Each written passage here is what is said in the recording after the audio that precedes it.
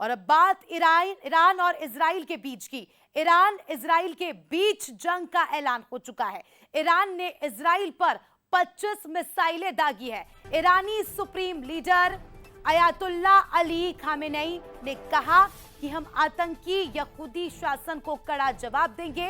यहूदी शासन पर हम किसी भी तरह की कोई दया नहीं दिखाएंगे। ईरान इजराइल के बीच 5 दिन से आपको बता दें संघर्ष जारी है। अब तक मारे जा चुके 224 ईरानी, 1287 ईरानी घायल है।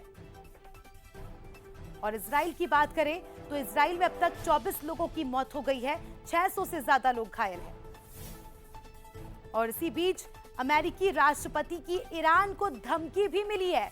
ट्रंप ने कहा है कि बिना शर्त सरेंडर करे ईरान।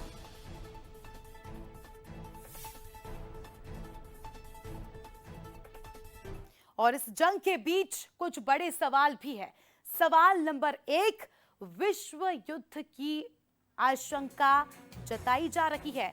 विश्व युद्ध की क्या आशंका बढ़ रही है? क्योंकि जिस तरह से ईरान ने जिक्र किया, साफ तौर पर कहा, ईरान ने कहा कि हम पीछे नहीं हटेंगे, यहूदियों को जवाब देकर रहेंगे। ऊपर से ट्रंप की धमकी, ट्रंप की चेतावनी।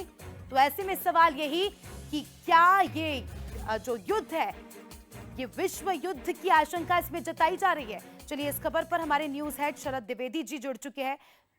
माफ कीजिएगा, हमारे एग्जीक्यूटिव एडिटर शैलेन जी हमारे साथ जुड़ चुके हैं, उनसे समझने की कोशिश करेंगे। शैलेन जी, अगर ये पैटर्न हम समझे, ईरान का साफ तौर पर ये कह देना कि हम यहूदियों को छोड़ेंगे नहीं, किसी भी तरह की दया नहीं दिखाएंगे। अब तक ये कहा जा रहा था कि हो सकता है कि बातचीत से दोनों देशों के बीच सुलह हो जाए, लेकिन इसी बीच इस तरह से बयान आना, ऊपर से ट्रंप की चेतावनी, किस और जा रहा है ये युद्ध सर? देखिए, बिल्कुल ये जो कल जो डेवलपमेंट हुआ है, इस जंग को शुरू हुए 5 दिन हो चुके हैं, लेकिन अब इसको घोषित जंग हम कह सकते हैं। जिस तरह से ईरानी सुप्रीम कमांडर आयतुल्ला खुमैनी का जो पोस्ट है, जिसमें उन्होंने एक तरह से जंग का ऐलान किया है, और जिस तरह से उन्होंने यहूदी शब्द का इस्तेमाल किया है कि यहूदी शासन को हम उखाड़ फेंकेंगे, तो ये एक दुनिया में खेमेबंदी करने की कोशिश है। और ईरान अपने आप को पीड़ित बताकर मुस्लिम देशों को एक होने की अपील कर रहा है, और 21 मुस्लिम देशों ने ईरान के समर्थन में अपना बयान भी जारी किया है। तो एक तरह से खेमेबंदी शुरू हो गई है। यूरोपियन कंट्रीज एक तरफ और दूसरा मिडिल ईस्ट की मुस्लिम कंट्रीज। तो ये अगर खेमेबंदी बढ़ती है तो निश्चित रूप से विश्व युद्ध की आशंका है।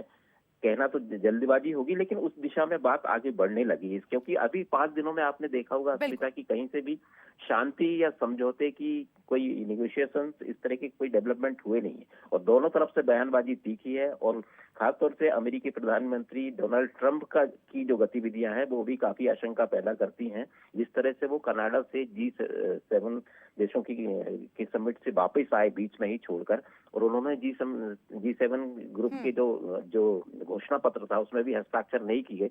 उस घोषणा पत्र में ये था कि दोनों देशों के बीच समझौते की बात की गई थी, उसमें ट्रंप ने हस्ताक्षर नहीं किए और अंतिम समाधान की बात वो कर रहे हैं। अंतिम समाधान में उन्होंने सरेंडर शब्द का इस्तेमाल किया है। तो कुल मिलाकर ट्रंप के भी तीखे तेवर हैं और खुमैनी के भी तीखे तेवर हैं, और बीच में कोई ऐसी कोई एजेंसी या ऐसा कोई देश नहीं नजर आ रहा है फिलहाल जो समझौते की बात कर रहा हो। और दोनों तरफ से जिस तरह से खेमेबंदी बढ़ रही है, ये निश्चित रूप से उस दिशा में बढ़ने की बात है। अगर 1-2 दिन में, और आज आप देखिएगा क्योंकि 5वें दिन जो युद्ध का पैटर्न रहा वो काफी खतरनाक था। जिस तरह से मोसाद के कार्यालय को, हेडक्वार्टर को उड़ाया ईरान ने, और जिस तरह से इजराइल लगातार हमले कर रहा है।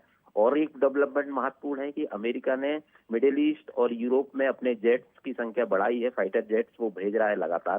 तो ये काफी तैयारी दोनों तरफ से दिख रही है। हालांकि इसमें अंत में अस्मिता यही होगा कि इस सूरत में अगर ईरान पीछे हटता है, मुझे लगता है अब जो परिस्थितियां हैं, ईरान अगर पीछे हटता है तभी इसमें समझौते की बात हो सकती है। और फिलहाल ईरान जिस तरह से खुमैनी का बयान आया वो पीछे हटने को तैयार नहीं है। तो निश्चित रूप से ये विश्व युद्ध की तरफ बढ़ने वाली बात होगी। जी बिल्कुल सर, आप विश्लेषण बताते रहिएगा दर्शकों को। तो ये थे हमारे साथ एग्जीक्यूटिव एडिटर शैलेन सिंह जी।